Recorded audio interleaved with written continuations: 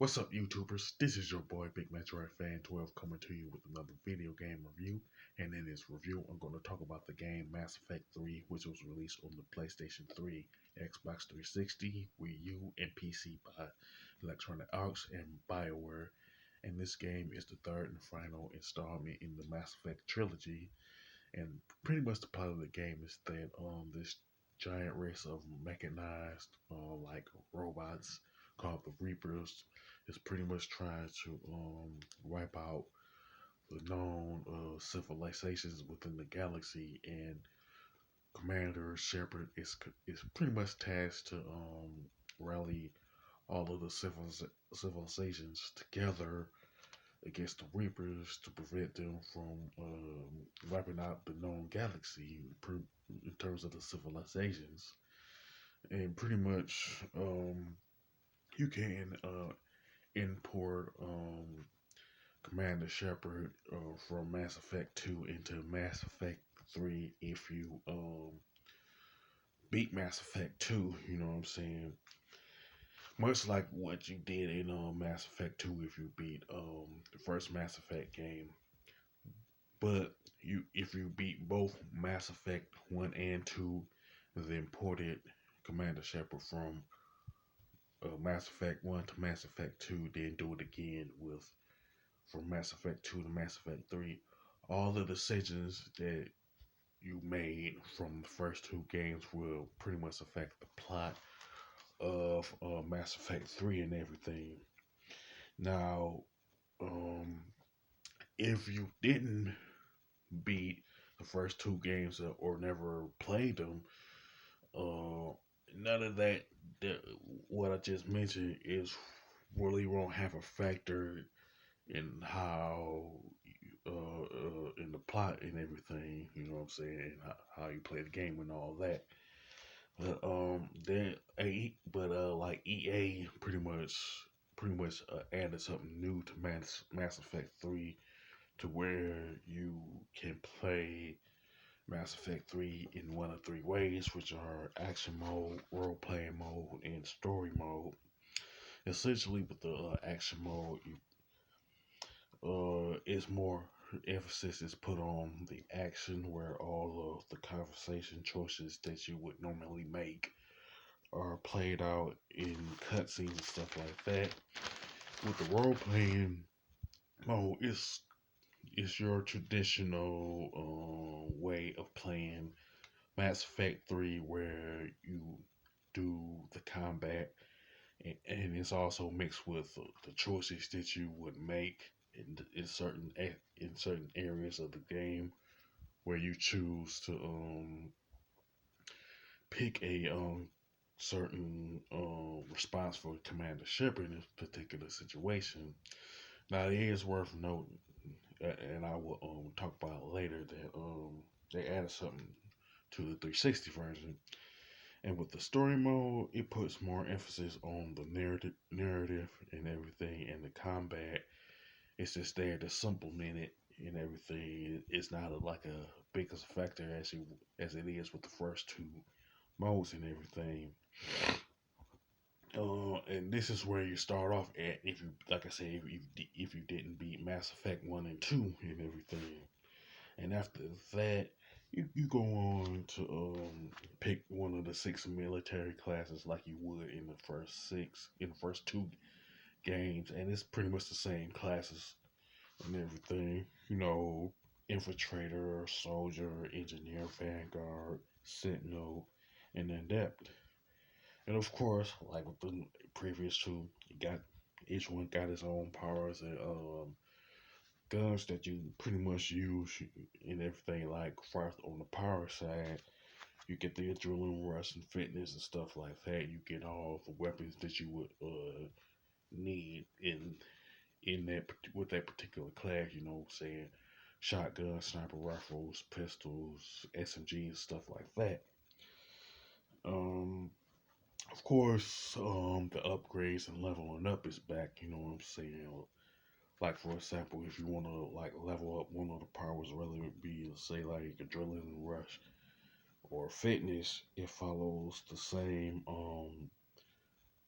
thing where the whereas the ranks and the upgrade points match up with each other.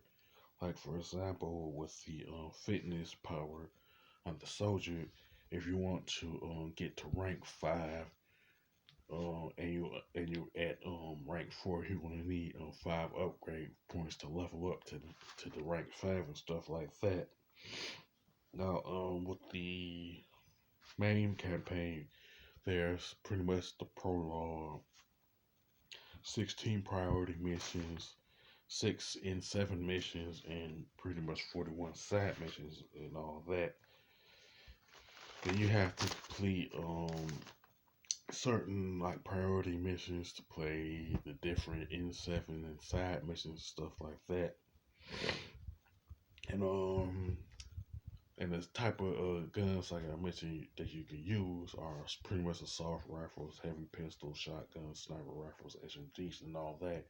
And the type of weapons that you can use, of course, are really dependent on the which class type that you pick it from the beginning and everything. Then as you can mod up each weapon with things like scopes, and barrels and magazines with more that which holds more ammo in each gun and everything. Now, Mass Effect 3 pretty much has a multiplayer, which the previous two didn't have, and everything. In the multiplayer, you could play it with 3 other people and everything. And with the matches, there's you can have up somewhere between you have pretty much between 1 and 11 rounds, where you have to eliminate waves of enemies, and of course each wave gets tougher. It's tougher than the last and stuff like that. And pretty much the enemies consist of the pretty much the Reapers, Cerberus, and the Geth. The enemies that you would pretty much face in the main campaign and stuff. Which of course all of them require like a different strategy to defeat them and stuff. And there's essentially like 6 fire bases that you could choose from in the multiplayer, which are Firebase Dagger, Firebase Ghost, Firebase Giant, Giant Base Reactor, Firebase Glacier, Firebase White, and everything. So, of course, some are bigger than others. So, I guess I don't know which ones were popular when people were playing the multiplayer, but some have a particular thing, particular area that you can use to your advantage and stuff like that. Now, one thing that I want to mention, and these 2 things I'm about to mention are one is exclusive to the Switch. I mean the Wii U, and the other is exclusive to the Xbox 360 version.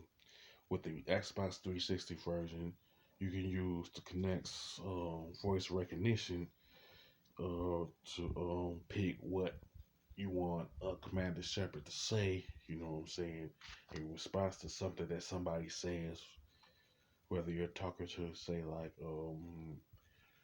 Admiral not like Shepard, but it could be like different characters, you know what I'm saying? Like Admiral Anderson or somebody else or whatever the case may be. Um you just say the word or phrase that you see on screen and everything. Now with the Wii U version, there's a character named Javi, a a, a Prothean inling, which you can pick as a squad member, but Jeffrey is essentially an optional squad member. You know what I'm saying? So it's highly unlikely picking this particular character in the Wii U version is going to alter anything significant in the plot or gameplay or anything like that. I have to play the Wii U version to know for sure. You know what I'm saying? Because as of this video, I haven't only played the 360 version, and pretty much the extras in Mass Effect 3 are practically the same. Has the same content as the first 2 games. in terms of like what's there in the content. You know what I'm saying? Pretty much like the Xbox 360 controllers, end credits, and all of that, and all the other stuff you saw in the first two games. And there's pretty much an end game instruction booklet that mention all of the stuff in Mass Effect 3 that you would see in the physical instruction booklet and everything. So, like from the single player to the multiplayer to other aspects like the guns and armor and all that. Now, the graphics and design for Mass Effect 3 are pretty good with some nice color palettes to it. And pretty much the controls and gameplay are good. I really never had a problem with the gameplay stuff with the first two games. The same thing here. I never don't have a really big gripe with the gameplay and stuff. Especially, I like the guns and powers and armors that you can use, and along with the upgrades and power ups and mods and all that good stuff. Now, the soundtrack is pretty good, and of course, it matches the tone of Mass Effect 3. And essentially, I don't have a big time gripe with the soundtrack from an overall standpoint. Now, people have had some problems with how Mass Effect 3 ended, you know what I'm saying, among the three ways, how, especially with the three ways it can end, especially with the decisions that you made from the first two games. Granted, if you beat Mass Effect 1 and 2 and put import Commander Shepard in Mass Effect 2 and in Mass Effect 3 and everything. Now, I did see one of the ways Mass Effect 3 ended. Didn't necessarily have a big problem with it, but it was okay, but it wasn't breathtaking either. You know what I'm saying? But people just didn't like it how it ended and everything. I guess it would have been better executed. You know what I'm saying, by EA. You know what I'm saying? But I would think if Microsoft kept the rights to Mass Effect and everything, I guess they would have had they would have ended it better. I guess you know what I'm saying. Now, as far as the score, I definitely give Mass Effect 3 a 9 out of 10 because it's a pretty good game. Didn't have a whole lot of problems with it and everything and all that. With that being said, if you could sound off in the comment section about Mass Effect 3, you know what I'm saying, along with the ending. You can also mention the previous two Mass Effect games, along with the option of important Commander Shepard. You know what I'm saying, like in Mass Effect 2 and 3 and stuff like that. Now, if you like this video, don't hesitate to click the thumbs up button. Don't forget to subscribe and hit that bell notification button. This is your boy Big Metroid Fan 12 signing off.